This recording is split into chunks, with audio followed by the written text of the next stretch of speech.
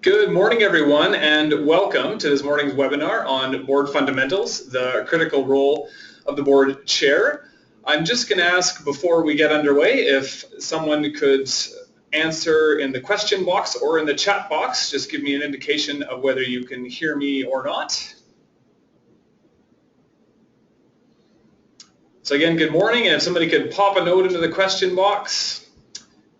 And Brian with I'm good to go. Thank you for that, Brian. So good morning and welcome, everyone, and thank you as always for taking the time to explore this topic with us. It's challenging those of us that wear a number of hats, volunteer hats included, to carve out time for topics such as this, but it is important to do so. So a big thank you for doing that this morning.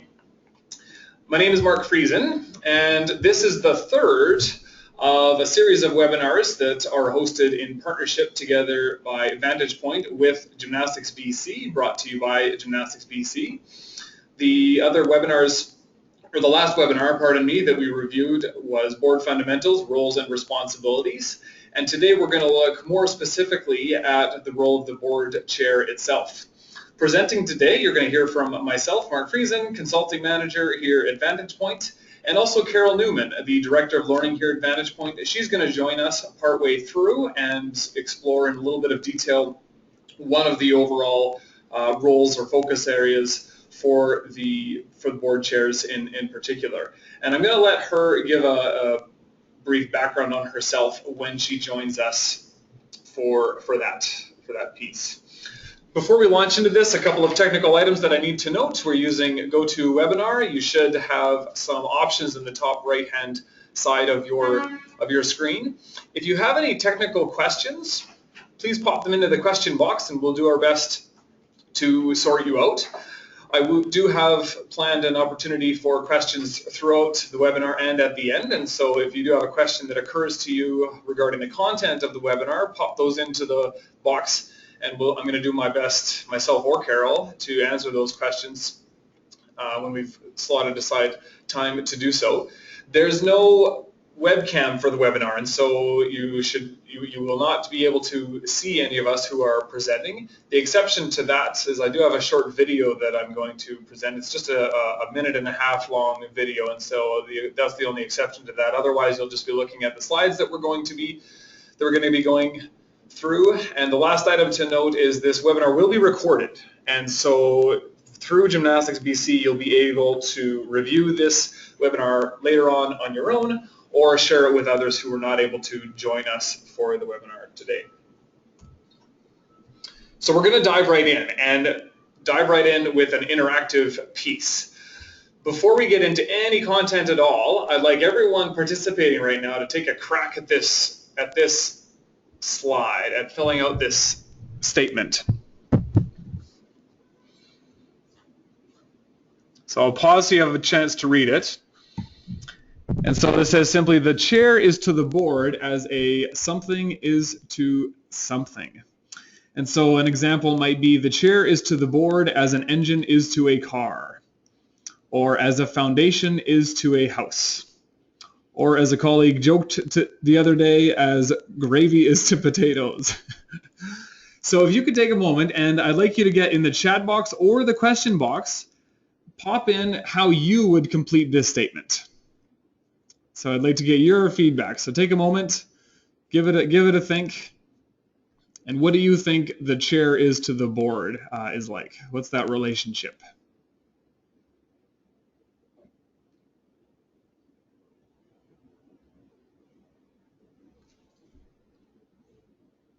I know it's Tuesday morning, and before diving into any content, I've asked you all to answer a tough question.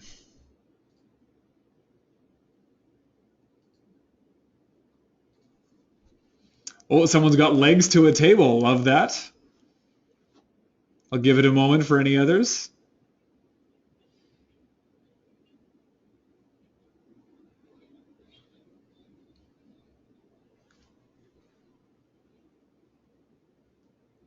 Oh, principal to a school. Like that one very much.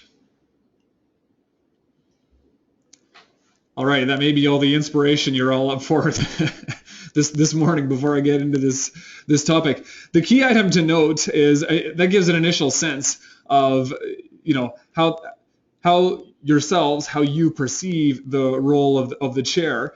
But I do want to note it is distinct, and I always like to highlight that because I have come across individuals who have the belief that the chair is just another member of the board, and their influence and their control over the board is no different than other board members.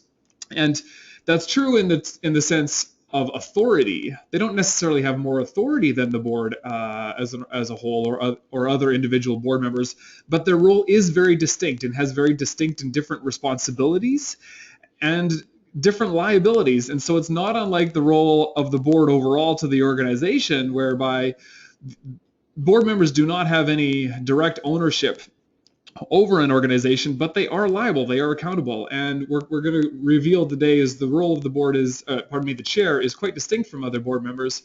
And the board chair does have more responsibility than other board members, but without necessarily more formal authority than other board members. And so that's great to see that some feedback that conveyed that distinction. So now that we've got you all thinking along the topic, we'll back up for a second and just a brief introduction. And those of you who participated in other webinars would have seen this already. So just a reminder, at Vantage Point, our mission is focused on the not-for-profit sector and to convene, connect, and equip leaders. Through learning such as webinars like this and also workshops, we also do one-on-one consulting with organizations on a range of topics. Again, a reminder, this webinar is brought to you by Gymnastics BC and will be available through them after the webinar for your own review later on or for sharing with others who've not been here today. Here are the items we're going to go through today. So we're going to start with setting some context, and we're going to review at a high level and pretty generically the board roles and responsibilities that we covered in more detail in the last webinar. So if you want more depth on these items, you'll need to look at that last webinar that we recorded. So we're going to review that because that provides some important context for the role of the board chair. We're then going to review the accountability and support structure or framework that really frames the relationship of the board chair to the rest of the board and the overall community and the organization itself. Then we're going to go through in more detail these 4 items at the bottom. Specifically, the role of the board chair in, firstly, developing the board of directors itself. Secondly, developing and having a relationship with the club coordinator. Thirdly, leading the conversations or framing the conversations that the board holds. And lastly, leading the advocacy and external relationships that the board is engaged in. So from a high level, this is your first stab at what is the role of the board chair. The initial answer to that is these 4 things. Okay, so developing the board itself, developing and maintaining a relationship with the club coordinator, leading the conversations that happen at the board table, and external or public relationships. Okay, and we're going to explore these 4. We're going to refer back to them and spend more time exploring those in detail. So firstly, the context. Again, the role of the board overall to focus on providing a strong, resilient organization, that foundation to the organization. And I can't emphasize this enough, and I'd like to emphasize this, what's highlighted in this first statement here, evolving the mission as is required by the community. The board represents and holds the organization to account on behalf of the broader community. And what we're going to discover today is the board chair is really one of the most important mechanisms and roles in making sure that that happens. The board is one of the most important liaisons to make sure that the organization is accountable to the community and that what your gymnastics clubs, the programs that you're offering, meets the needs of the parents, meets the needs of the athletes, conveys the desires and goals and challenges and aspirations of the staff and the coaches that you've got in the club and aligns those with the community, and then make sure the resources are in place. So it really is up to the board to make sure that there are sufficient people in the organization, that the administrative infrastructure is all there, and to provide that relationship, that link with the broader community, ultimately or hopefully celebrating the organization in the community, so that the organization has a strong leg to stand on when it comes to relationship building or building partners or supports within the broader community.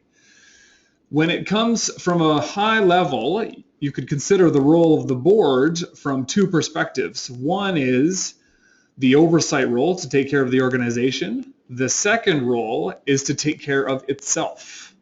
Okay, and when it comes to taking care of the organization, at Vantage Point, we always outline or emphasize these 8 roles. Now, these again were referred to in the last webinar, so I'm not going to spend a lot of detail here.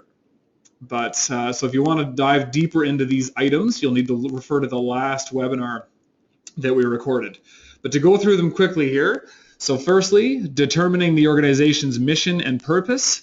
And I would add to that not only determining what those are, but making sure that everybody knows what they are and holding and sharing all the appropriate staff members, volunteers, coaches, and even community members and supporters accountable to that mission, and making sure that everyone is acting in a way that is aligned with that basic purpose. We're going to talk a lot about this second one today, supporting the executive director. Now, I'm going to refer to this position as the club coordinator. Now, you all here today, and inevitably gymnastics clubs throughout BC, might have different titles for this role. Okay, it could be a head coach. Some clubs do refer to this position as the executive director. Sometimes it's called the general manager. Sometimes it's called office manager. Office manager is not exactly this necessarily the role that we're thinking. You could basically just think of this role as the most senior staff person who reports to the board. Okay, so who is it from the staff that sits on the board? I know some clubs do have, maybe they have the head of the women's program, the head of the men's program, and sometimes even the head of the recreational program that might all report to the board of directors. And in that scenario, all of those people would be considered club coordinators or executive directors, if you will. Okay, so it's whoever reports, the senior most paid staff person that reports to the board. I'm going to call it club coordinator for today, but don't get stuck, just refer to your own club, whatever role title that you use in your particular case. Okay, thirdly, the role of the board, ensuring effective fiscal management. Fourthly, to ensure that strategic planning does take place. So does the organization set aside time to think strategically about where it's going and how you're working towards those goals? Some mechanisms in place to monitor the programs and the services that the organization is delivering. So is there some way for the board to know how the preschool program is performing, how the kinder gym program is performing? Is there any way that the board can have any idea how well those things are doing? And hopefully there is. And that's easier said than done, because they don't want to dive into all the details around every program a club is offering, but there should be some way for the board to have a finger on the pulse of all the programs that your club is delivering. Okay, ideally embracing fundraising and to take an active role in resource development. And this is a big one, ensuring sound risk management policies. And then lastly, and we are going to spend some time here as well, enhancing and leveraging the organization's role in the public and with potential community supporters and partners. So again, these 8 roles make up or are a further breakdown of the board's role in oversight over the organization. Okay, taking care of the organization. This is another way to look at it. Oversight consists of financial obligations, operational obligations, legal obligations, and people obligations. People, making sure there's sufficient resources to have the right people in place and that the people there are the right people to move in the organization towards whatever goals the organization has put in place. Legal, so does everybody on the board understand their fiduciary duty? Does everyone on the board exhibit a duty of loyalty, a duty of care to the organization? Will they put the club first? Or in some scenarios, are they going to put their kids in certain programs first? A challenging, difficult question that sometimes comes up for any sport group, not just gymnastics clubs. Operational, so this is the monitoring function. So again, does the board have some way to monitor the programs that are taking place and how well they're doing? And then the financial direct line of sight regarding the financial resources of the organization and the financial stability. Now I mentioned at a high level 2 roles of the board: 1, to take care of the organization; 2, to take care of the board itself. And this is an outline of the items that can be considered under this role. So firstly, selecting and orienting your colleagues, so the others that sit on the board. Secondly, establishing and making sure there's clarity of roles and the relationship between the board, the club coordinator, and staff. And this is a tough one. This is a very tough one that we're going to explore today, especially the relationship between the board, the chair, and the club coordinator. Okay, and then making sure there's a structure in place to operate efficiently. So that's the context piece. And as I mentioned, if you want further detail on those items, do refer back to that webinar, the last recording, the last webinar we did for Gymnastics BC on the roles and responsibilities of the board. Okay, accountability. So we're going to look at this one next, and then as I mentioned, we're going to get into these 4 specific roles of the board chair. Okay, so now it's going to get more specific. So this is an interesting, and personally I find this a very thought-provoking chart. Okay, an accountability chain. So firstly, organization accountable or held accountable by the club coordinator. The club coordinator and the accountability of the organization is ensured by the relationship between the board and the club coordinator, but then the board overall being accountable to the chair, who's accountable to the broader community. Now you may be thinking, this is certainly not the case with ourselves. The board as a whole is accountable to the community, and likewise, the chair actually plays a closer relationship with the club coordinator. Now that may very, very much be the case, but it's important to emphasize here that this is demonstrating accountability. Okay, and if you reflect on the fact that in an ideal world, and oftentimes a board chair will be the one out in the community, okay, speaking at public events, or if the organization is asked to attend an event with a potential supporter, it may be the club coordinator, it may be head coaches, but ideally, and oftentimes it will also be the board chair who's there to represent the board and the leadership of the organization. And if that's not the case at all, I would challenge you to consider, okay, how can that be the case? Is this the case? Or when would it be more appropriate in our situation to have the chair step forward and act more as a liaison or a representative of the organization out in the community? It's really up to the chair to play a leadership role in ensuring the accountability of the organization to the community. And oftentimes, as I mentioned, the board chair does represent the organization to the community. It's important to note that when it comes to questions of liability or accountability, staff and management are not directly accountable to the community. Okay, and that's another important point of emphasis in this chart. When it comes to questions of liability, regulatory compliance, or the performance of programs, or the liability or the risk that an organization or a gymnastics club might be exposed to, it's not the club coordinator, it's not the staff of the club that are held accountable. The board is accountable. The board is liable for those items. Okay, and the board is held liable. The mechanism for that is through the chair. So the chair needs to make sure that the board has methods in place to make sure they have oversight over what's going on in a club, and to understand and to own and acknowledge everything that's taking place in the club, and to feel comfortable with their liability over those items, and then also to relate and act as that liaison with the broader community. So to represent what the organization is doing out to the community, and then what's represented in this chain to bring perspectives and views from the broader community back to the organization. So again, if it's the chair that's out in the community acting as a liaison with other community groups or speaking on behalf of the club, that they then bring those perspectives back to the board and back to the club.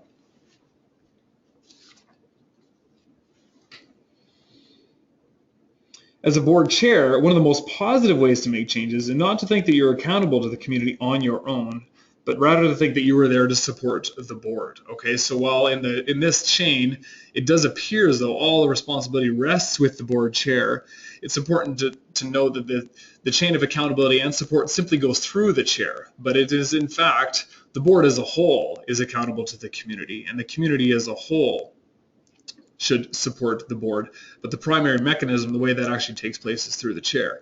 Now, one challenge that I personally have with this graph is it doesn't really convey what often happens whereby the accountability and the support between the board and the club coordinator often also takes place through the board chair.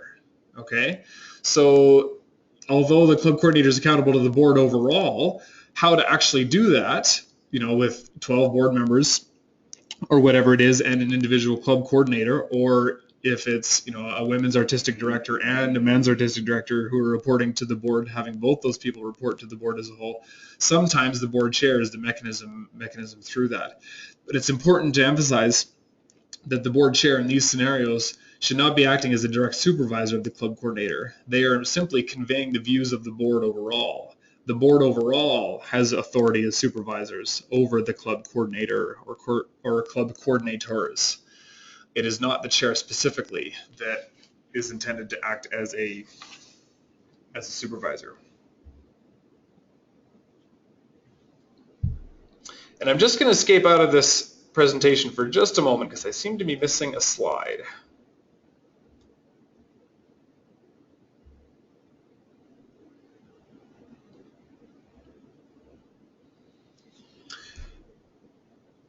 So just a technical note, for some reason, some of my slides are hidden, and so I might have to back out and do that a couple of times, and I apologize for that. Before moving to the next slide, referring back to our agenda and diving into the 4 specific roles of the board, I wanted to put up this quote. So I'll just give you all a moment to read it. I'm not going to read it out.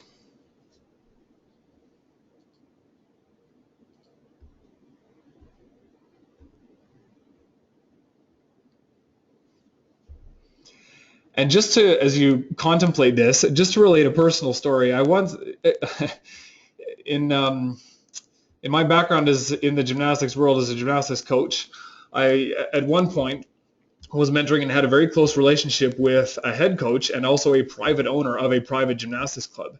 And he said one of the reasons that he decided to open a private gymnastics club was he believed fundamentally that the not-for-profit structure and a board of directors structure for operating a successful gymnastics facility was dysfunctional by nature.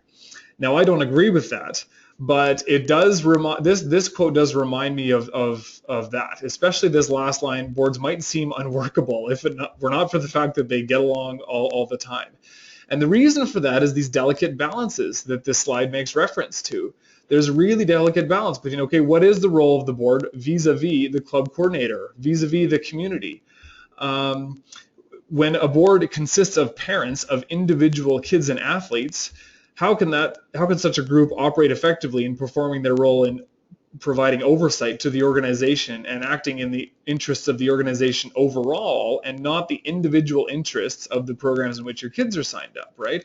Those are very delicate balances. One item we're going to explore later as well is the reality that as board members, you're ultimately supervising and holding to account professionals who have way more training than you do or way more information than you do, and that is also a delicate balance. And so not to understate just how challenging it is, the relationship of a board with a staff and also the role of the board chair. It's not an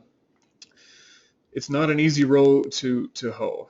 Okay, so we've talked about accountability and painted a very dire picture with this last quote, but hopefully you're inspired to dive into this complexity, and we're going to do it by in these 4 ways. So the developing the board of directors itself first.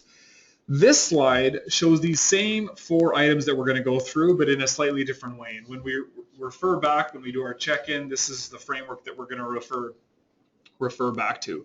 So we're going to start with this first item, leading the role of the board chair to develop itself. Then we're going to look at that relationship between the board and the club coordinator. Then we're going to look at the board chair's role in making sure the right conversations happen at the board table. And then lastly, we're going to talk about the role of the chair in making sure that the board is equipped to build external relationships. So just a further note on each of these items. The first one, leading the board to develop itself as a whole, but doing so one member at a time. Secondly, the relationship with the club coordinator, but most importantly, making sure there's an appropriate development plan and annual goals in place. And each of these we're going to look at in a little bit more detail, all right? Thirdly, making sure that there's a foundation and groundwork in place so that you can be using your board time for the right questions. Okay, asking the right questions and making sure that the right questions come up at board meetings is a huge challenge and hugely important. And lastly, advocating for the organization through external relationships with key stakeholders. The chair here has a really significant role in representing the organization in the community and ensuring each board member has what they need to do this, to carry this out really, really well. All right, so the first piece, developing itself. So this starts with recruitment. Firstly, recruiting to building the best team, getting to know what you have now and what you're looking for in terms of skills. So this starts with the board chair having a really good, solid understanding of the skills that currently exist on your board. So those of you who are board chairs in the webinar right now, I'd ask you just pause for a moment and think, do I really have a handle on, do I really understand all the skills at the board table? Do I know what Sue is really good at? Do I know what John is really good at? Do I know what Michael is really good at? Do I know what his best, most strongest talents are? And then the second question, there's two more questions to that actually. The second question is, are you using those talents? So is the board capturing the talents and skills of the specific board members that you have right now sitting on your board? And then thirdly, okay, what are you missing? What talents and skills are missing? And that's where recruitment should really start, by identifying what skills and talents the organization needs, which ones are absent at the board level, and then starting the recruitment on that basis. All right, and it really is up to the board chair to lead that process, to have a solid understanding of the talents and skills and interests of individual board members. And that can be gleaned in a number of ways. You can do a formal sort of board evaluation or matrix exercise, or the board chair can simply make sure that they at some point have a one-on-one conversation with everybody on the board. A casual coffee at some point in the year, I mean not every month certainly, but at one point during over the course of a year, sitting down with each board member, getting to know them on a personal level. What are they interested in? What do they love about the organization? What are they really good at? What do they want to do? All right. Secondly, on the basis of ideally recruiting the right members, to then making sure there's a solid orientation plan in place. And we always emphasize that orientation is a process, not an event, which is easier said than done, because it's far simpler to focus on, okay, today is an orientation day. So we held our AGM a week ago, and now we're going to get together and do an orientation day. Well, orientation takes longer than that, especially for gymnastics clubs. I can't emphasize this enough. When I was executive director, I mean, my word, getting board members, new board members, and parents up to speed, what a process. You've got to spend the time and make sure there's processes in place to do that. We often do that without a formal process, just casually or informally, and that's fine, but it merits some thought. Is there some kind of process in place? Do the club coordinators, have they given some thought to getting the board members up to speed? And that process should take place, or be a conversation together with the board chair as to how that takes place. This last one, ensuring individual clarity and accountability. All right, so either informally or through a formal process, through those conversations or in whatever way is most appropriate, the board chair providing real clarity to the board members around what their roles are, how they can use their skills on the board, and making sure they understand their accountability. So when a new parent steps forward onto the board, do they understand their duty of loyalty? Do they understand that as a board member, they need to put the organization first? And that when making decisions, they have to put the interest of the organization as a whole first, before the program that their child is in, before their interests that they have as a parent of that child. That's a very important conversation to have, and should be an explicit conversation. A really challenging role for parents to fulfill, sitting on boards, all right? And for the really up to the board chair, working collaboratively together with the club coordinator to make sure that actually happens, to make sure that the board members, especially parents, are really clear on their accountability, what they're responsible for, and that they feel comfortable with that. Just a note on board development, and I touched on this when I mentioned orientation. This means both recruitment and education. So, and this includes things like this webinar. So do board members understand their fiduciary responsibility to the organization, duty of loyalty? Do they also understand what governance means and the difference between governance and operational discussions?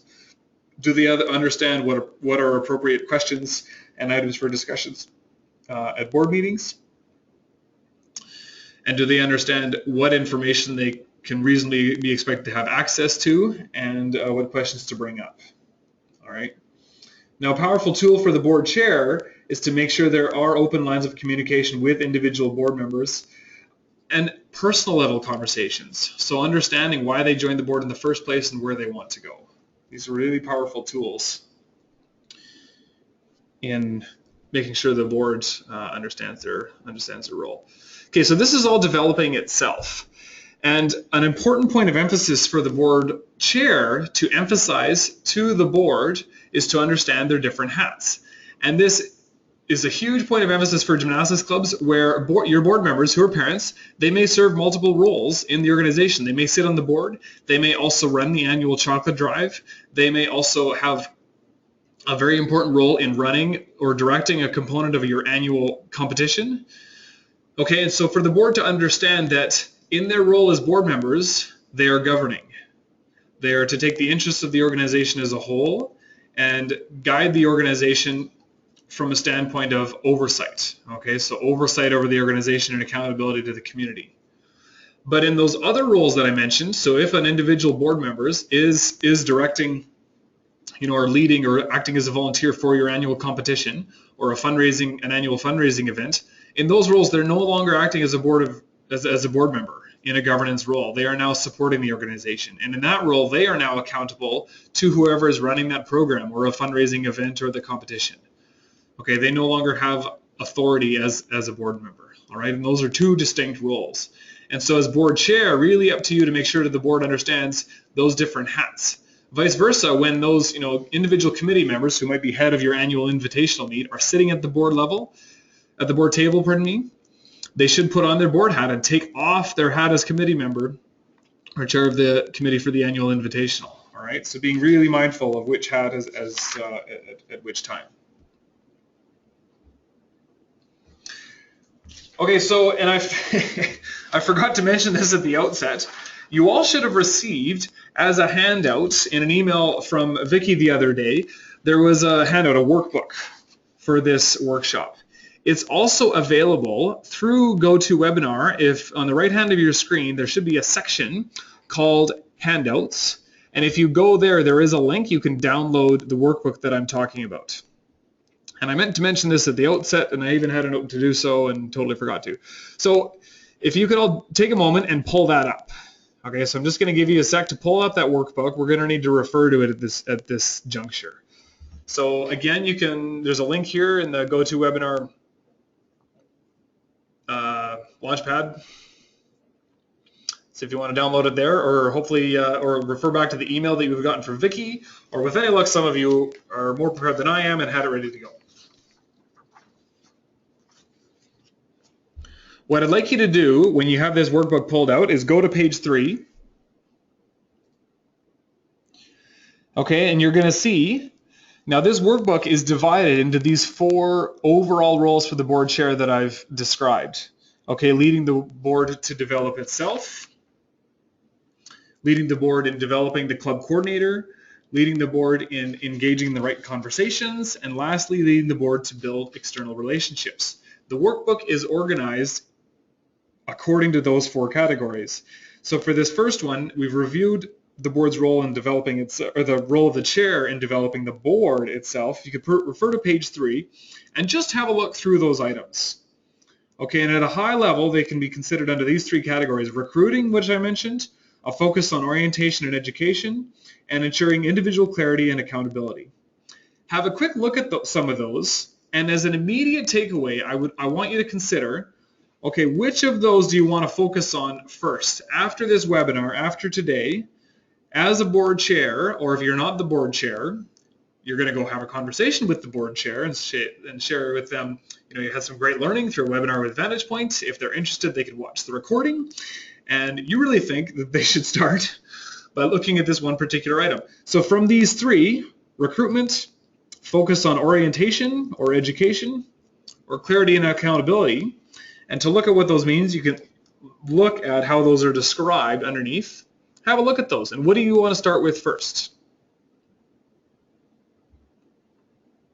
And I want to get some feedback on this.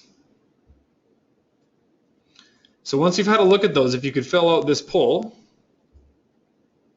that I'm trying to launch. There we go. And again, hopefully you're going to do all of these things, but this is an indication, which would you like to try first?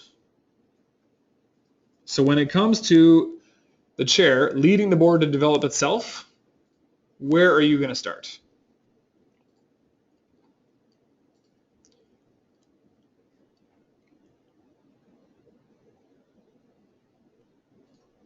Give it another 15 seconds or so.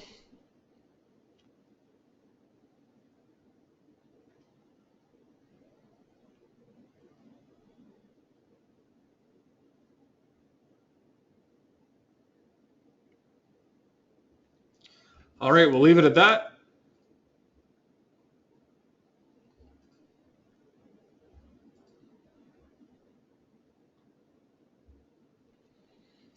Okay, so here are the responses. A lot of folks feeling, oh, I lost my view here. Hold on just a moment.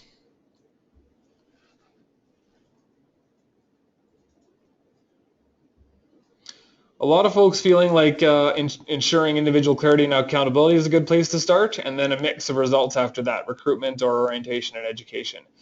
So that's great, and you'll notice, so under individual clarity and accountability, focusing on an orientation plan, and then having the board chair start to have those one-on-one meetings with individual board members, making sure they understand their role, okay, and hopefully also having conversations with the club coordinator to figure out, okay, do they understand the role of the chair, the role of the board, and their role? How do those roles all work in relationship to one another? Okay, so that's informal, casual conversations are absolutely the best place to start. And at a later stage, you can sort of consider more formal review processes, like doing an evaluation with the board, getting a sense of how well they understand their roles.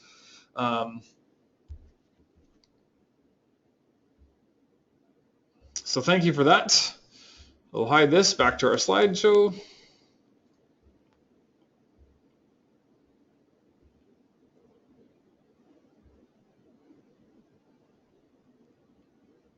My PowerPoint has kicked me out, so just a moment.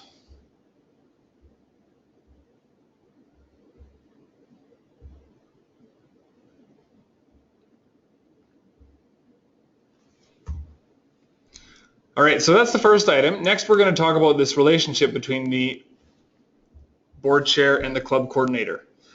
Okay, this really starts with having a clear understanding around what the goals of the organization are. Okay, and strategic planning for gymnastics clubs is tough because there's sort of an underlying assumption around what the club is there to do. And oftentimes those assumptions go without explicit conversation. They're not explicitly acknowledged. It's like, we're here to provide programs to kids or put kids on national team or whatever it is. Well, at some stage, you do need to talk about what the basic purpose of your club. Whether are you focused on kids on national team, or is it programs for as many kids as possible? Or is it both? In which case you need really big gyms so that you can schedule programming and classes for both activities at the same time. Okay, so that's really tough, and it's important, but a key foundational element of having a strong relationship with the club coordinator is what's outlined on this slide, priorities. Okay, and so these are the high-level goals that the board is accountable for. Okay, these might be established in close consultation with the executive director or club coordinator, but ultimately the board as a whole is accountable for those items. So what are those goals the organization is working towards? And that is the foundation for a successful relationship with your club coordinator. To begin that conversation around, okay, let's talk about what support do you need as a club coordinator? How are we as a board going to evaluate and hold you accountable? How are we going to evaluate your performance? Don't just start by talking about their performance. You've got to have some reference point, some goals. Okay, what are we going to measure your performance against? Is it participation rates in programs? Is it number of kids on national team? Is it results at competitions? Is it the financials? Is it how many sponsors or successful grant applications the club writes? Okay, so you've really got to have overall goals for the club. Start the conversation there. Then you're equipped to have a conversation around the club coordinator and their overall performance. Now, I mentioned this delicate balance earlier, and here's another quote that I thought was particularly applicable in the case of gymnastics clubs. At the end of the day, as board members, you're overseeing and holding to account professionals who, again, have way more information and training than you do. So this really emphasizes the importance of starting this process with a conversation around what are the goals of the organization, and based on that, what are the goals, the personal development goals for the club coordinator themselves. Now, this quote makes reference to a certain amount of hubris to undertake that relationship easily, and but it's a delicate balance, and it's tough to achieve. If I can emphasize anything, it's that it's a work in progress. Okay, especially with new board members, they're going to be very uncomfortable with their role and their lack of information, and the expectation that they're going to hold the club coordinators to account. In many cases, and certainly in my own experience, I mean, my board was essentially rubber stamped, to be quite honest, for the directives that I would give them. But there does need to be a conversation, hopefully a bit more collaborative than that. Have a conversation around, okay, what are the goals of the club overall? And based on that, what does the board think the club coordinator should be working towards? Okay, I do have this great video. This lady talks just about that relationship between the board chair and the executive director specifically. So just a moment, I'm going to pull this up.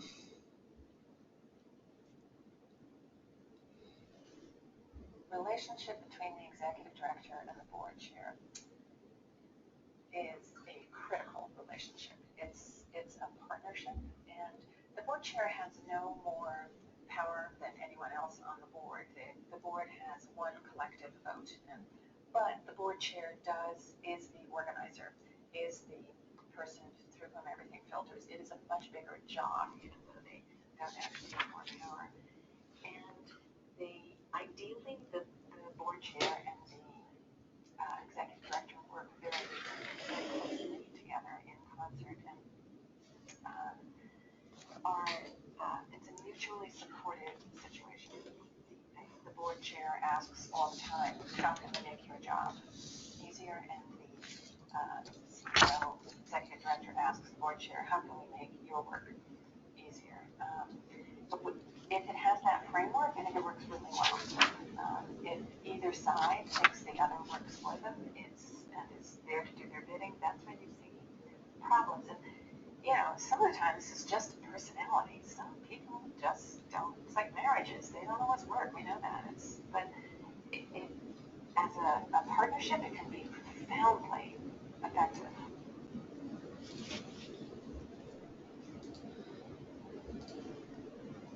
Okay, so my colleague's indicating that the reception on that may not have been ideal, and that's okay. But I do apologize for that. We can make this video available, but I will emphasize, okay, what the video is basically emphasizing is this, that the board chair is not meant to be, and I mentioned this previously, a supervisor over the club coordinator, but is meant to convey the overall view of the board and the will of the board, to convey that to the club coordinator. Okay, so they are the link. They might be the mechanism, the connection between what the board would like and the club coordinator, and vice versa. Sharing with the club coordinator, for instance, building meeting agendas together collaboratively with the club coordinator that then influence board discussions and board decision making. All right, so that's the basic point of emphasis that comes across in this video. It is a good one. It's a minute and a half. I apologize if it did not come down through. So ideally, the role of the board chair, developing the club coordinator to be their best and to work with the board collaboratively to do their best. Working the chair and the club coordinator, if they can set aside time to synthesize down on a regular basis the important elements that the board as a whole needs to be discussing, and to look ahead to figure out what are items that the board needs to converge around, and to red flag items where there are divergences cropping up. Okay, the buck really does stop with the chair, and it's their job to mine the richness they've developed with in their conversations with the club coordinator, and to bring that to the rest of the board. One of the best relationships and effective functioning boards that I was involved in was as executive director, and one initial distinction, it was not somebody that, in this case, I as the executive director had recruited the board chair, and it was from somebody who'd not sat on the board before, and that was not really an ideal relationship or working relationship for the board overall or for myself and the board chair. What was a better one was when somebody who'd been serving on the board was asked to step forward as board chair, and her and I had time, we probably touched base twice a month to get her up to speed on what items the club was facing, what items I believed needed to go to the board for discussion. She would convey to me what items the board felt they needed to be talking about. Sometimes I would push back and say, no, I don't believe that's an appropriate conversation with the board. And there's no doubt in my mind that that type of conversation will come up all the time. Board members, especially parents of kids, will probably want to talk about very specific items about very specific programs. Usually that's inappropriate for board meetings. As board members certainly can and should be encouraged to reach out and get as much information as they want outside of a board meeting. But your role as either board chair or together with the club coordinator is to bring the discussion to a higher level. Okay, what is that? What are you trying to get with this information? And what does that mean? How is that going to help us have a discussion around the organization overall, around overall policies, the overall strategy of the organization? Okay, so collaboratively together, the club coordinator and the board chair ideally can craft agendas based on a discussion around what are the most important items for review at the board level. From a high level, and you'll see these categories referred to in your workbook. Okay, the role of the board chair is to develop the coordinator across these areas. So firstly, I talked about setting aside, putting in place goals and a development plan on the basis of those goals. This relationship, so I mentioned having meetings. In my scenario, one of the best scenarios I was involved in had twice monthly, and oftentimes a phone call. It would just be a phone call, right? And that's what's referred to in this last one, regular check-ins and coaching. So again now, if you can, refer to your workbook and page 4, leading the board to develop the executive director. So the role title here is called executive director.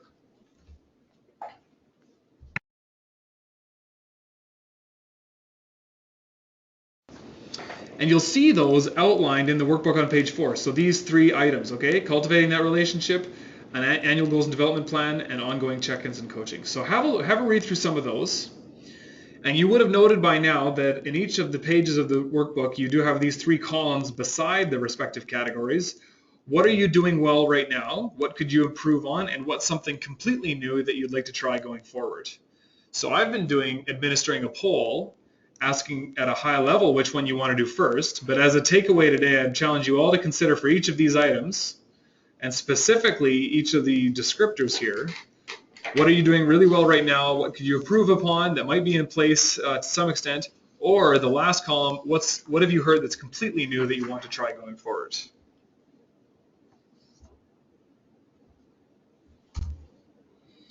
So I'm now going to pull up a poll again.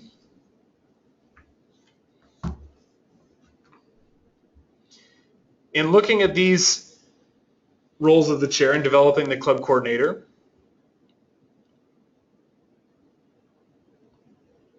which would you like to try first?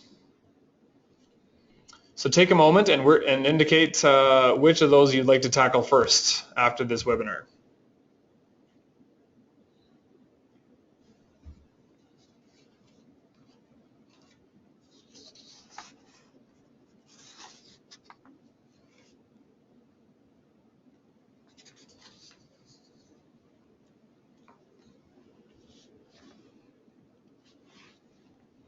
Okay, 10 more seconds.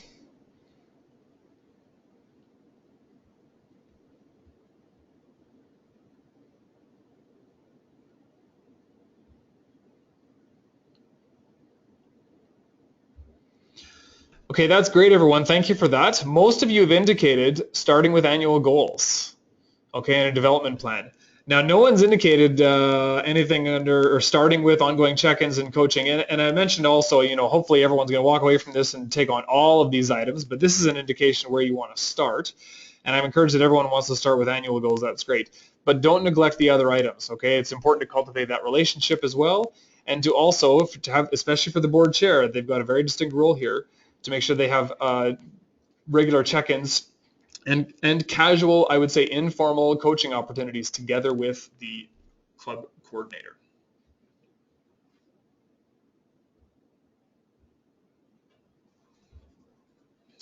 Okay, I'm now going to turn things over. We're going to dive into this next one, the role of the board chair in making sure the board has the right conversations. And for this, I'm going to introduce my colleague, Carol, or I'm going to turn it over to my colleague, Carol Newman, who's going to introduce herself. Thanks, Mark, and hello, everyone. My name is Carol Newman, and I'm the Director of Learning here at Vantage Point. I've been with Vantage Point almost a year now and bring with me experience as an executive director, as a chair, and as a board member and volunteer in a number of different organizations in the recent past, mostly based in Edmonton. So today I'm going to be sharing a case study of an organization that I was involved with for about 4.5 years called NextGen. And I'm also going to be talking about engaging in the right conversations. So let's kick things off. So when we're talking about conversations, we're really talking about what happens around the board table. So that's where a board really comes to life in terms of its governance function and leading discussions. So now that you have the right team around the table and you have a healthy environment and you have a strong relationship with the club coordinator, together you have the opportunity to really bring the right issues to the board. So then what happens? Now you have to lead the right discussion. The chair's role here is to work with the club coordinator and identify the most important issues or challenges for the board to address. By facilitating effective board meetings and engaging the board in strategic and generative conversations, the chair is the catalyst for finding solutions and creating positive change. But the key here is that the board chair does not have to have all the answers. Instead, it's almost more important to be able to ask the right questions and to involve the board in arriving at the answers that are right for your organization, for the right time that you're in, the right life cycle stage, the right mode of strategic planning, whether you're looking forward or whether you're busy executing your plan. So let's look at this in a bit more detail. The first component is about monitoring your strategic direction. So questions here might be, how does the board know what's working well in the gym and what isn't? What does success look like for the gym? How will you measure that success? And how will you know if you're meeting the mark? Set aside some time to discuss with management what reports or information the club coordinator can provide to the board so they have a sense of the impact that the club programs are having. This is more important, rather than keeping the board up to speed on the financials. So it might be questions like, is the kinder gym program doing well? Are coaches meeting expectations? Are parent expectations being met? Set aside some time to define these indicators and stay on track with the big discussions through a board calendar. The second component is relating to board meetings. And what's important here is to be able to structure them in a way that makes the most efficient use and effective use of the board's time. So we covered some of these tools in the last webinar that you had with Mark, such as a board calendar, an annotated agenda, and a consent agenda. Overall, highlight the items that the board members must use and ensure that they review and read these key items before meetings and clarify what questions the board is looking to answer in each meeting. One of the most powerful tools for board meetings is to list specific questions that need to be asked as opposed to topic titles or headings. And the third component is to facilitate strategic and generative conversations. We'll be getting into that a little later in my discussion. Now we're going to look into effective meetings in more depth and some meeting tools that I'll touch on in my case study, and then we'll bring to bear a little bit later on after we wrap things up. So you've probably heard about a number of these tools, especially meeting tools that relate back to agendas, and you have a number that you can start with. The right one to start with is the right one that sort of emerges to you when you're looking at making some changes within your board. There's no perfect place to start making changes, but there are places where you can start to implement tools and adapt them to your specific club culture and organizational culture and life cycle. Time discipline is really important because time is probably the most precious resource that a board has when they're meeting. Everybody has competing priorities, and making time for the right types of discussions and prioritizing them in the context of your board meetings is incredibly important. Role vigilance is another component that can be a little bit murky, especially if you're a board chair. This isn't necessarily about making sure that people are speaking only from the perspective of, let's say, a treasurer or a secretary, but to make sure that around the table you know each other's strengths, that you know that you're bringing all of the different perspectives into the conversation, and that you as a chair are acting as a convener of that conversation. Decisions need to be made within effective meetings as well. So it's not enough to come together and simply discuss an item. It needs action. It needs follow through.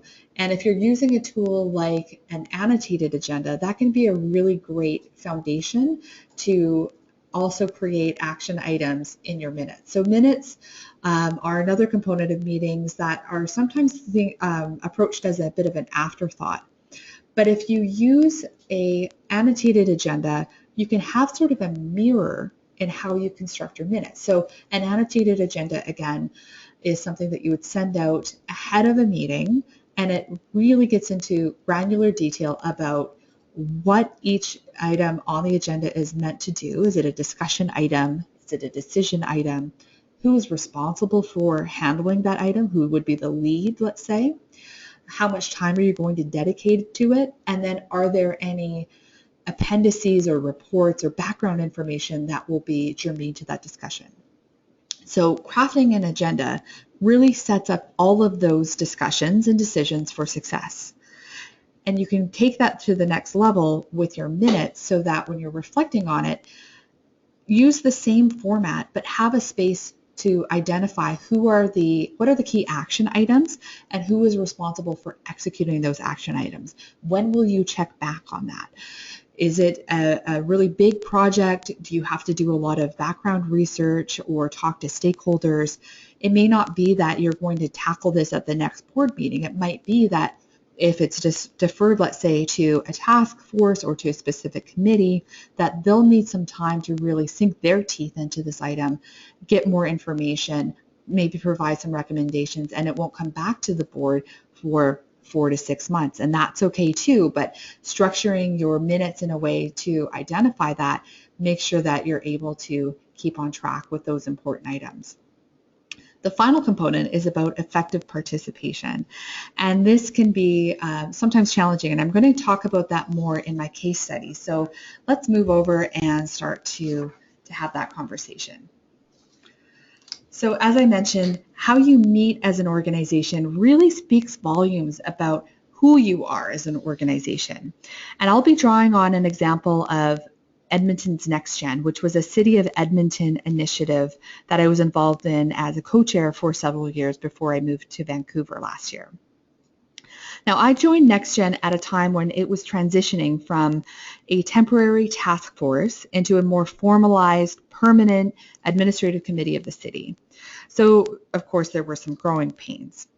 And one of the most evident ones were Next Gen meetings. So they're kind of ponderous affairs. So 2 hours every month, there was a time where we would come together, share a lunch, and committee members would convene mostly to listen to a City of Edmonton civil servant talk about a new project or strategy that they were embarking on. And sometimes the person from the city was there to ask for feedback from the committee. And at other times, it seemed like they were only there to check off a task on their engagement task list. So then there were, that would normally take up about 60 minutes of our 2-hour meeting. And then we would have updates from various subcommittees, which were called working groups. That was a time when we would review our budget, usually line by line, and that would be the full 2 hours. So every month, 120 minutes were dedicated to one presenter and reports. None of that time was spent on making decisions or having important conversations or checking in with the progress on our annual operating plan. All of that work was left to our 2 semi-annual strategic planning sessions, where we always had a really healthy degree of debate and dialogue. But those 2 half-day sessions were not enough to really keep people engaged throughout the rest of the year. There were committee members who never ever spoke at meetings. And it was clear from these half-day sessions that it wasn't because they weren't interested or engaged or eager to contribute. It was because structurally, the meetings were not designed in a way to invite their contributions. So we moved to a different model of holding meetings. Instead of giving presenters an hour where they had free reign of what they wanted to present and talk about, we compressed that to 30 minutes. And we started asking presenters to think about what input or feedback or questions they wanted from the committee before they came and met with us. If they didn't have a good idea of how we could contribute to their idea, then we were free to decline their request to present. And we did use that, exercise that ability from time to time. Another change that we made was to implement annotated agendas. So with this, as I mentioned, it was really clear what was at stake with each agenda item, who was responsible for follow-up items, and there was a clear alignment with the value of that discussion and the point of the meeting. So it became clear that there was a lot of time under this new structure that we weren't using to full effect. And so we started eliminating items that were just there to be information sharing or updates, and shifted responsibility for sharing that information through more on-demanding reporting through Google Drive. And we were really lucky because we had this sort of window of opportunity open up for us, because we were clearly at a point of transition between different life cycles. We had moved from becoming into a permanent committee within the city of Edmonton as an administrative committee. We were no longer just a task force. We had some discussions about our mandate, and we knew that making some changes would be necessary. But to be frank, it wasn't a really quick process, and it wasn't a straightforward process just because we knew it was an intentional process. In some ways, it was gradual and it was iterative, and we learned the further down the road that we traveled. And changing our meeting agenda certainly helped. And in other ways, it was very radical and disruptive. So even though we had addressed some of our challenges, we discovered new ones as we moved further down that path. So if we think about, or I recall, those people that weren't really able to contribute to meetings, they tended to be of one type, and they were people that occupied that dreaded or meaningless member at large role. What were they responsible for? They didn't know, and none of the leadership on the committee really knew either. But they still showed up, and they took part to the best of their ability in those show and tell meetings. But as we changed the meeting agenda, they still felt lost. They still felt like they weren't fully engaged, and a number of them left the committee because of that reason. So that prompted us to undertake a really lengthy and honestly challenging process to redesign the whole structure of the committee. Instead of having member-at-large roles, we created co-chair roles for everyone at the board table. Whether individuals led a working group or if they were responsible for another task, let's say like volunteer management or managing partnerships, we created structure for them so it was clear who contributed to what and how. And to be clear again, these roles were not simply to fill seats. It wasn't to say, well, we have 16 people on this committee and everybody needs to have something, so let's invent it. Instead, we drove this process through our strategic plan first. So all of these roles were created in response to the question, what resources and what talent do we need to fulfill our objectives? So the process of redesigning the committee was a lengthy one, and it was complex. It took about 8 months of really intense, focused work to identify the right roles and create role descriptions. After we had those in place, we rewrote our terms of reference. But because it was driven by committee members, there was significant buy-in the whole way through. And after we made these changes, we found that it really raised expectations for what it meant to be part of the committee. People were a lot more clear on how they could contribute to conversations, and it felt like it was possible to bring ideas and issues forward to discuss. In that way, we were able to ensure that there was a distribution of perspectives around the table, and we had the capacity to answer really key questions that we never tackled before. So questions like, are we connecting with outside stakeholders? Are we giving enough time to consider our resourcing needs before we commit to a new project or an idea as a group? And without knowing it, we took on governance as leadership and really baked that framework into our new DNA. With this new structure in place, we were having a lot meatier conversations. And it took about a year of change and transition, but it felt like we reached a point where it seemingly overnight, we went from having nothing to talk about to having everything to talk about. So we had to take another step, and we took another look at our meeting structure. And we wanted to make sure that we were focusing conversations on the right things. And again, we looked back to our strategic plan to guide us. So this extra step, after about a year after we implemented annotated agendas, we started to align all of our decision and discussion items along the 3 priorities of our plan. If agenda items were to be added, they had to fit into one of those 3 priorities. Otherwise, we took the liberty of deferring those agenda items to a working group to handle or to update the committee through a report. And touching on this again, there was still a strong desire from a lot of the committees to share updates from individual working groups. And that was a battle that we let settle on its own. So we did provide that time, but we structured it so that those reports happen at the very end of the meeting. So after all of the really important strategic and generative conversations had already happened, we had some updates at the very end of it. So a few takeaways I would share about this experience with NextGen. The first is to start wherever you can start. Whether it's radically changing your structure or moving to an annotated agenda or changing up the order of the conversation so you front end load your meetings with more substantial conversation, just start where you can start because there is no perfect place.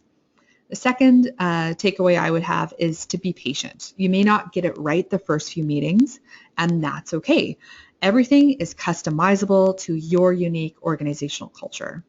And so I would say be rigid of any one-size-fits-all solution. Be aware of that and be willing to adapt and learn and modify. And the third takeaway is that changing your meetings requires a team effort. If you're a board member, approach your chair or secretary or club coordinator about making changes to your meetings. Add it to the agenda of your next meeting, in fact, and use the power of feedback to help make adjustments along the way. So if we were to take some of those experiences with the NextGen example and look at how it relates to some of the tools that you've experienced before, we should probably start with modes of governing. This is really the big framework or bucket that holds conversations around the board table together. And I know Mark went over these in the last webinar, but I just want to touch on these again. So the 3 roles relate to each other in a really harmonious way, but they do stand on each other on their own as well. So that fiduciary role, as you remember, is about basic legal, operational, and oversight duties. It's about deciding on questions at the highest level possible, generating general propositions, and allowing management by exception. The strategic role is using basic strategic and SWOT analysis, analyzing internal strengths and weaknesses, and understanding the interaction between other dynamics, so external opportunities and threats. The generative role is really focused on discovering the underlying why of the organization, your mission, your purpose, your vision, your values. So if we look at these three roles, fiduciary is about oversight, strategic is about foresight, and generative is about insight. If you're looking to implement these, you can do it through design. And through meeting design, we're looking at these 4 tools to really bring to bear strategic and generative conversations. So a consent agenda is a large departure for a number of organizations because it takes reports out of the discussion. So there's a requirement that everyone is doing reading through a meeting package that's sent out well in advance of your meeting. So you'll have all of the reports, updates, financials, all of those tools. And you'll have a high degree of comfort because you've read them and they provide enough detail for you to feel that you're sufficiently up to date. And instead of having reports and updates, you'll have a meeting that's focused on consent agenda items like strategic questions and generative questions that are baked right into the agenda. You'll see that as part of your meeting package. So you'll have some advanced time to really think about that, to start to generate your own insights and reflections and bring that to the board table. The annotated agenda might be a place that you would start with if you're finding that people feel confused. So it might be a first step where you can start to reflect back on an old agenda and say, well, what is it that got us off track? Did we not have a good sense of time? Did we not necessarily know what the outcome of a particular agenda item was, whether that be a decision or a discussion? Or were we unclear on who the owner of that was? And that's what an annotated agenda is really able to do. You can also make sure that with an annotated agenda that you bring in the spirit of questioning and inquiry through strategic questions and generative questions. So make sure that you have enough supporting documentation, but allow for that prompt to guide the conversation by having some questions in your annotated agenda. A board calendar can exist in a complementary way to either of the first 2 items, or it can exist on its own. It might be another starting place that you take. So with a board calendar, you're really looking towards your organizational work cycle. You're charting some key events throughout the year, like whether it's your fiscal year end or a fundraiser or competitions, and also working agenda items in so that you have enough time and you have the right sequencing or flow to make sure that the conversation is guided. So let's say you're having a conversation around financials. Make sure that budgeting happens at the right point of the year. Make sure that the conversation around your audited financials happens at the right point of the year. So for example, you'd want to make sure that a review of draft audited financials happens before your AGM. You want to make sure that your budget conversations coincide, let's say, with strategic planning. And it gives you the opportunity to be reflective and to be really intentional. And it also takes some pressure off of the secretary or club coordinator or board chair, whoever it is that's doing a lot of the meeting design, to know they have a touch point. Another thing that we find with board calendars is that they can start out very simple. You don't need to populate every single month with every single agenda item. It might be that you just start with your fiduciary responsibilities and make sure you're baking them in. And from there, it's all iterative and you can grow in your complexity and in your level of detail. The fourth is a really interesting point because it's often forgotten. And it can be very empowering, especially as a board chair, to know that, again, you are not in this alone. All of the weight is not on your shoulders. The more that you can involve other board members in realigning and reimagining your board meetings, the more powerful they will be. I know certainly with NextGen, the more we involved people in reimagining the roles of other board members and in crafting board meetings, there was more buy-in. We got a wider variety of perspectives and insights, and people were also able to bring in their experiences from other organizations. And so we had some choices to make in terms of what might work best. And we also had other tools in the toolkit. So it was very powerful. If you're making some changes in how your meetings are run, a meeting evaluation can be a very, very helpful tool. So it doesn't have to be something verbal. It can be circulated at the end of the meeting anonymously, and it can include opportunities for feedback on how the meeting is run, what worked well, any suggestions for other tools to use, and it can be very helpful, but it also needs follow-up. So make sure that if you're using board meeting evaluations, it's clear that the feedback is being taken seriously and is used to continue that adjustment of how the meetings are run. 1-minute essays are interesting because they give everyone the opportunity to open up at the end of the meeting and talk about key takeaway or an item that they'd like to see added to the next agenda, or anything else that a board member feels like they would love to talk about if they had, another minute on the agenda or another hour on the agenda. A mini executive session is a little bit different as well, in that it provides everyone a standing opportunity to have an in-camera discussion between the board and the paid staff person, whether that's an executive director or club coordinator.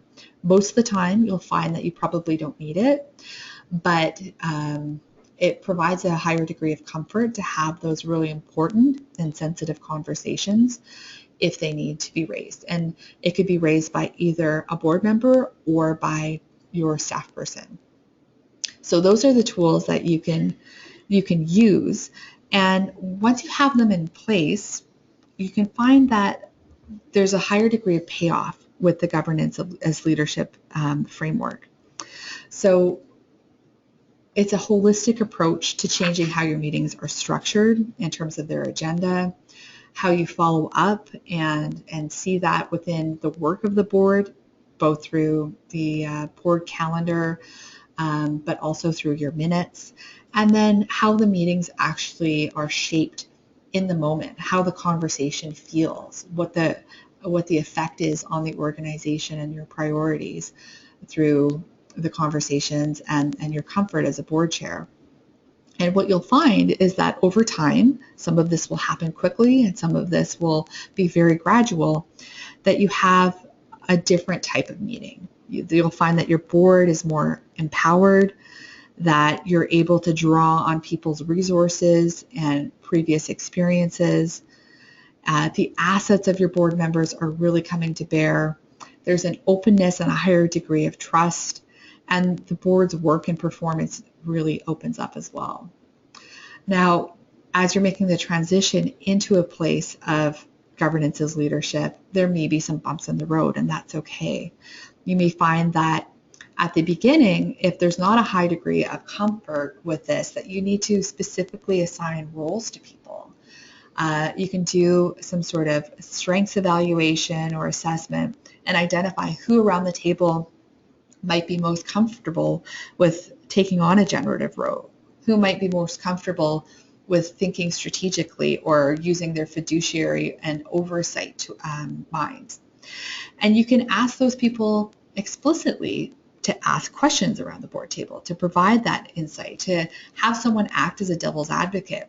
At least at the beginning, it gets people more comfortable with it because it can be a big culture shock, especially when you're asking questions of something that you might feel very passionate about. But it's part of your responsibility as a board member and as a board, as a group, to really look at every opportunity from these three perspectives, because once you get into that dark part in the middle, that's where great governance really happens.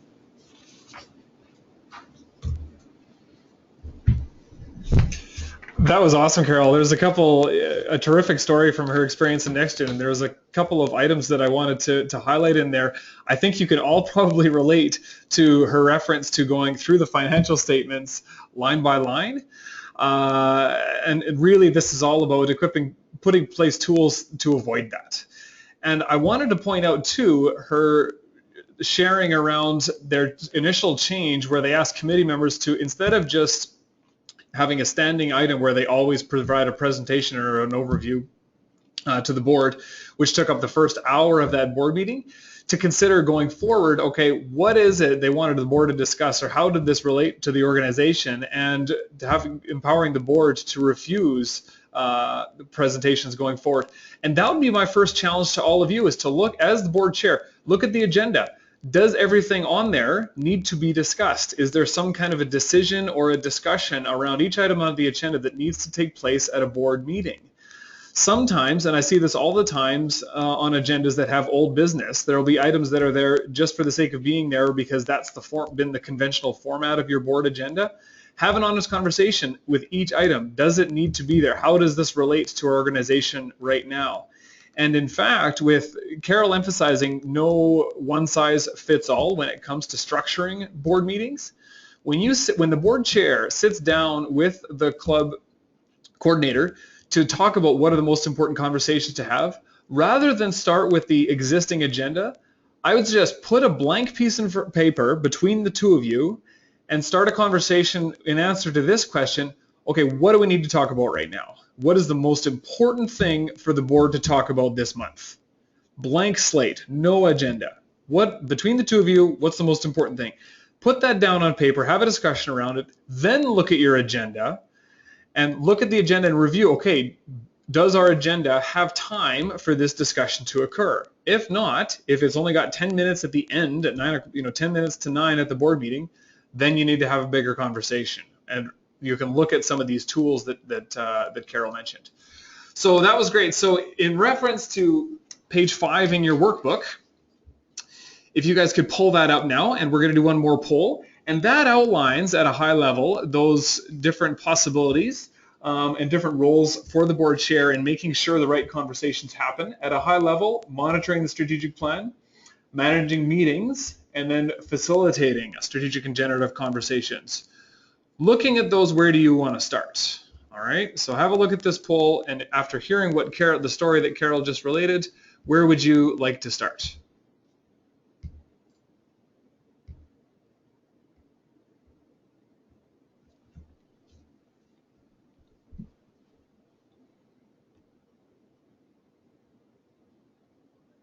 Give it 10 more seconds.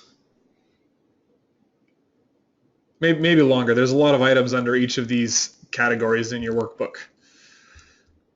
And as you're filling these out, just a reminder, in addition to filling out this poll, fill in those columns beside each of those items. What are items there that you're already doing really well? What are some items that you have in place that maybe you could improve slightly? And what are some completely new items that you'd like to try for the first time?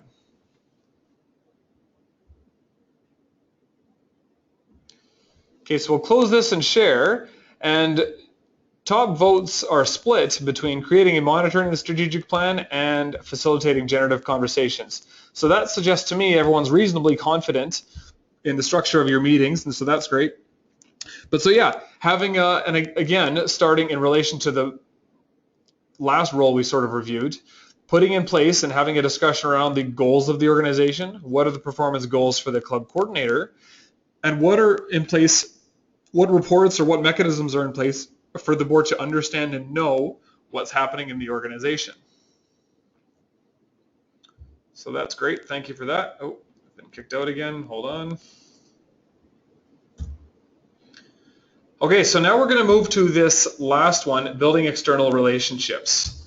And this has a little bit less emphasis in this webinar, but is certainly not important. And especially, like, I know I've worked with a lot of gymnastics clubs that were or currently are looking to expand your facilities, build a new facility. I can't emphasize enough the importance of relationships. If, as a not-for-profit, as a community service provider, as a local sport organization, you're looking at new facilities, expanding you've got to have relationships. And this is a separate topic sort of, but relationships before money, okay? Money and grants don't come first, relationships do. And then from that, resources come. Resources follow relationships. And this can really be led by the board, okay? And the board knowing what the stakeholders are, so who has an interest in the club in the area, beyond parents of kids. So what are other community groups? A lot of you I know do cross-training programs or work with schools in the area. Does the board know about those relationships? Do they have any role in those relationships at all? And maybe they don't, but maybe there's an opportunity there for them to do so.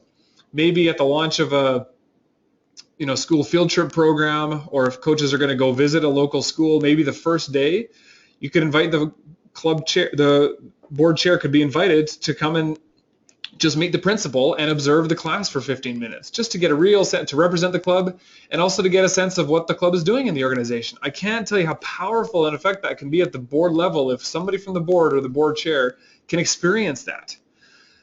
The expectation is not that they then direct those programs or provide feedback as to how those programs are delivered. Absolutely not. But it gives them the information they need to have those higher level discussions around the strategic plan, around the overall goals of the organization, okay?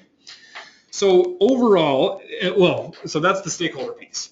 Again, beyond parents, okay? So who are all the groups out there that might have an interest in the organization? And then the second question to that is, what's the board's role there? And it's to the board chair to guide that discussion to say, yeah, you know what, I think we should start sending a board member to these events as well. Or let's have board members go and observe all these programs. Actually, in a recent conversation with regional libraries, they encourage, and they require all board members at least once a year, and they actually they suggest doing it within a two-week time frame, to invite all board members of the libraries to go and spend half a day observing library programs, just to see what actually happens on the ground. Very powerful information for the board. So up to the board to really lead that discussion and encourage board members to do that. When it comes to representing the board, as the official representative of the board, this is the role of the board chair. You sign documents on behalf of the board, sometimes make presentations. If it does come to facility expansion, you'll certainly be attending official meetings and otherwise represent the board to the public. You and your board members can demonstrate your leadership by establishing and maintaining positive relationships with members of the organization's community. Every board member is inevitably connected to other community groups, and so when you challenge board members, when they introduce themselves, do they introduce themselves as a board member of your club? And if not, well, it's time to start doing that as a first step to building some relationships. Okay, a second key to that could be to equip the board members to telling the story of your club. And the first piece of that can take the form of what I've suggested, which is inviting board members to experience club programs, to directly see or be involved in the impact the clubs are having, but also to have a look at, okay, how are we providing information to the board? This is a website platform. The website is Hatch for Good, and it's basically an online platform to come up with key performance indicators. And you don't necessarily have to use this, but it's just an example of showing at a high level, how can we take everything that happens in the club and present this in a way that's understandable to the board. So what are the high level key performance indicators? And it's not the financials. It's not knowing, yes, 330 kids are signed up right now. It's more than that. And it might change over time. So for a series of months, it might be things like surveying all the parents in the parent and taught program and how happy are they and satisfied, and reporting those items to the board, right? So it could be pretty selective, but at a high level. So having a conversation, do our board members know our story? Do they know what we're doing? And if not, how can we equip them with that information? And again, not with the goal that board members are going to get involved in directing and providing feedback and influencing those programs directly, but just so they can perform, they're better equipped to build relationships with the community, to engage in external relationships, and to build those relationships. So have a look now at page 6. And these, what I've just gone through, are lumped into two categories. So firstly, knowing who your stakeholders are, and secondly, doing that representational role. So knowing the story of the club and then sharing that story. And up to the board chair to put in place to include that those considerations into the orientation process, into the onboarding process with the board, to equip the board to do both of those things. So I'm not going to pull up the poll for this one in the interest of time. We're going to take another minute, and then I'm going to open it up to questions, and then we'll close. So for this one, I'm not going to open up the poll, but just fill out in your workbook, where do you want to start? Okay, so what's the first item you want to take on out of those two items at a high level, or specifically the items that are listed under each of those? Where do you want to start?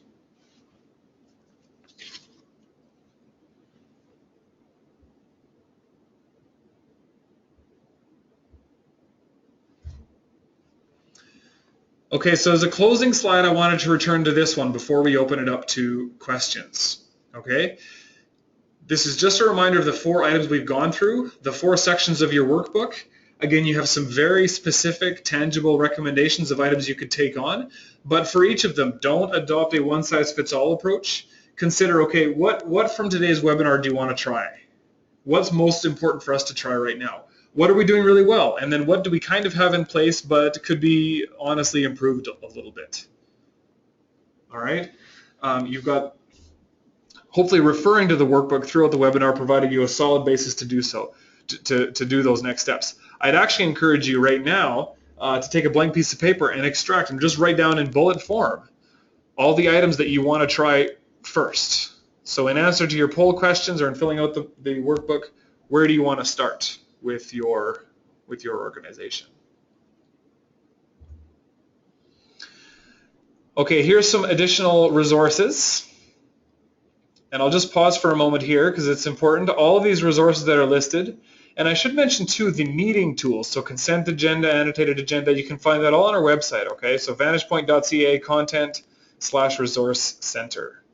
And some of the specific ones are mentioned here. It's really important and valuable for us to get your feedback. So if you could all take a moment, I'm going to enter a link into the chat box.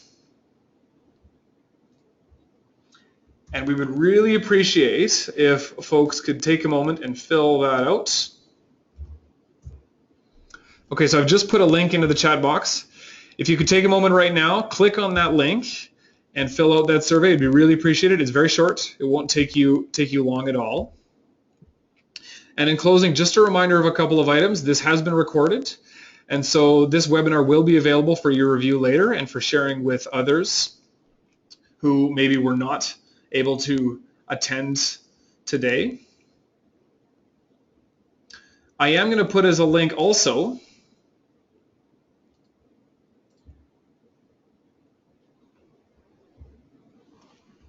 a link to the video that I referred to during the webinar in case you'd like to pull that up.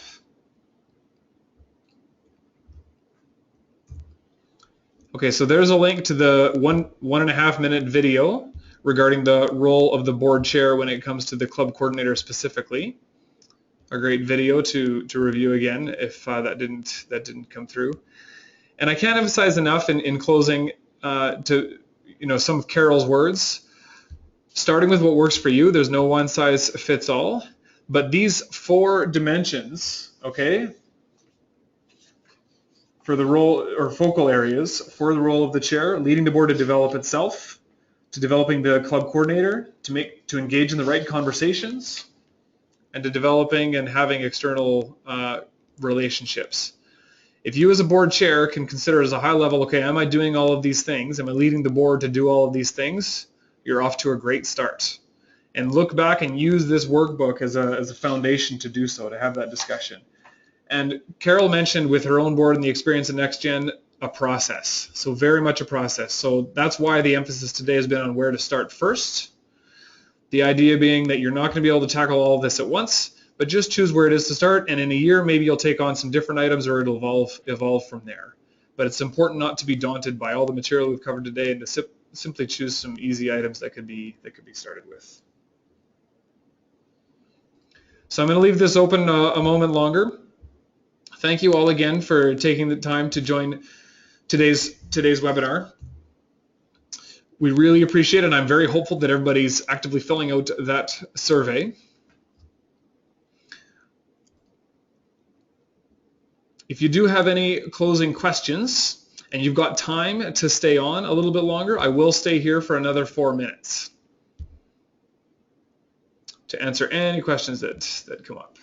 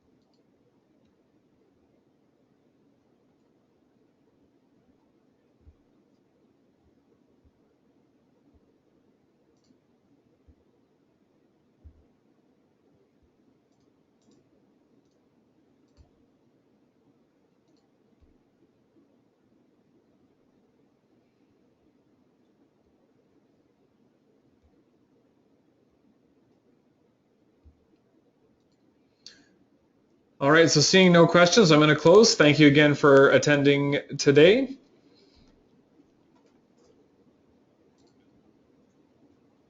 And good luck.